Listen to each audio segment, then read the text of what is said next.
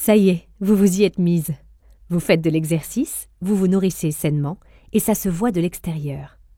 Mais si vous ne prenez pas soin aussi de l'intérieur, vous n'avez fait que la moitié du chemin. Qu'est-ce que la psychologie vient faire là-dedans, me demanderez-vous? À ça, je répondrai que c'est votre mental qui vous pousse à l'action. La décision de vous remettre en forme, vous l'avez d'abord prise dans votre tête avant de la mettre en œuvre. C'est aussi votre condition mentale qui vous incitera à continuer ou à abandonner, à rester motivé et concentré, ou à céder à la tentation. De plus, si vous ne prenez pas soin de conserver un mental d'acier, vous allez finir par vous limiter dans tous les domaines, que ce soit l'exercice, l'alimentation ou autre, car tous sont complémentaires les uns des autres.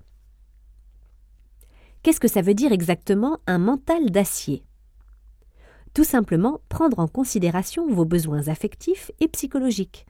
Ce peut être apprendre à gérer le stress, l'anxiété ou la dépression, passer de bonnes nuits de sommeil, faire travailler votre cerveau, avoir une vie sociale. Si vous faites de l'exercice et avez une alimentation saine, peut-être avez-vous déjà remarqué quelques changements? Mais il y a encore beaucoup d'autres choses que vous pouvez faire pour améliorer votre condition mentale, ce qui, en retour, aura des effets positifs sur votre condition physique. Vous entrez alors dans un cercle vertueux. Voici quelques conseils pour vous mettre sur les rails. Visualisation.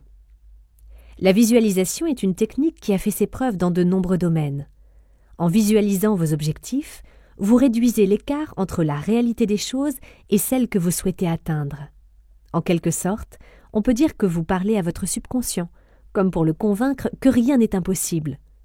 Vous surpassez alors le plus grand des obstacles, vos propres peurs. La visualisation est un exercice qui ne prend pas plus de quelques minutes par jour.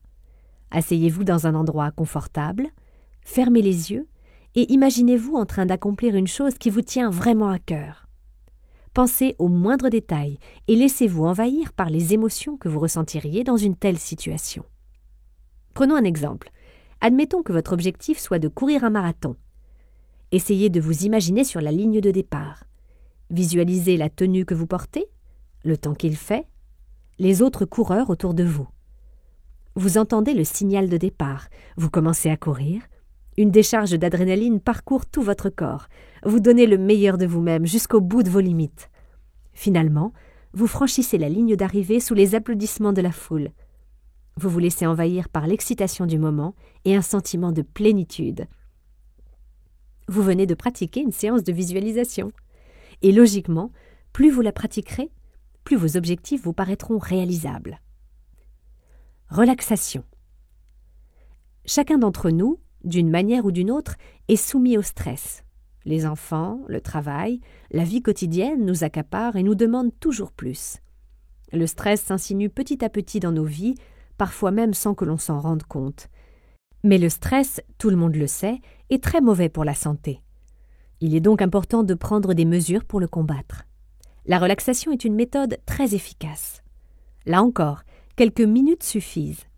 Il s'agit de vous réserver du temps pour vous déconnecter du monde extérieur et vous reconcentrer avec vous-même. Il existe plusieurs techniques de relaxation. L'une d'elles consiste à pratiquer des exercices de respiration. Fermez les yeux, prenez une grande inspiration, gonflez vos poumons au maximum, puis expirez tout doucement. Une autre technique de relaxation bien connue est la méditation. Je ne l'ai découverte que très récemment, mais elle est de loin la méthode la plus efficace pour lutter contre l'anxiété que je n'ai jamais essayée, y compris en comptant les traitements médicaux. Alors la méditation, ça peut paraître difficile de prime abord, mais au contraire, c'est simplissime. Il n'existe pas de méthode supérieure aux autres ou de façon correcte de méditer. La méditation s'adapte à celui qui la pratique. La visualisation, dont nous avons parlé plus haut, peut être considérée comme de la méditation. Personnellement, je ferme les yeux et j'essaie de vider mon esprit de toutes les pensées qui y tourbillonnent sans arrêt. Je tâche de prendre conscience de chaque son qui m'entoure, de l'énergie dans mon corps. Je me concentre sur ma respiration et j'essaie de ne penser qu'au moment présent. Le but de la relaxation est de se forcer à rompre le rythme effréné de la vie quotidienne et de se reconnecter avec soi-même. Interaction sociale. Qu'il s'agisse de famille ou d'amis, les êtres humains ont besoin d'interagir les uns avec les autres. C'est même essentiel pour le bien-être général, pas seulement physique ou mental. Rire, discuter, partager sont des fonctions inhérentes à tous les humains qui contribuent notamment à produire des endorphines ou hormones du bonheur. Pourquoi ne pas essayer de franchir une autre étape en faisant du bénévolat, en vous fixant l'objectif de faire une bonne action chaque jour, ou tout simplement en étant présent pour les personnes qui vous sont chères quand elles traversent une mauvaise passe. Aider les autres est extrêmement gratifiant et apporte un sentiment de bien-être qui vient du plus profond de vous-même. Gratitude. Apprendre la gratitude, ou la reconnaissance, a changé beaucoup de choses pour moi. En m'efforçant d'éprouver chaque jour de la reconnaissance pour ce que j'ai, je reste concentrée sur mes objectifs et sur ce que j'ai déjà accompli, plutôt que de ressasser mes échecs. Pour ce faire, j'écris chaque jour sur une feuille de papier 3 à 5 choses pour lesquelles je suis reconnaissante. Cela me permet de méditer plus facilement sur ces choses et leurs effets positifs dans ma vie, et surtout, de passer sur les choses négatives, de ne pas m'y attarder. Avant de conclure, j'aimerais vous donner les quelques idées suivantes pour vous aider à maintenir un mental d'acier. Essayez de nouvelles activités, apprenez quelque chose de nouveau. Faites des exercices qui font travailler la mémoire. Chaque jour, répétez une série d'affirmations positives, comme par exemple « Je mérite toutes les choses bien qui m'arrivent » ou « Je m'accepte tel que je suis ». Apprenez à vous adapter plutôt que de combattre sans arrêt. Ne vous laissez pas aller à la procrastination. Elle engendre bien trop de stress. Apprenez plutôt à faire les choses tout de suite. Riez, au moins une fois par jour. Avec les autres ou en regardant un programme amusant, peu importe. Faites travailler ces zygomatiques.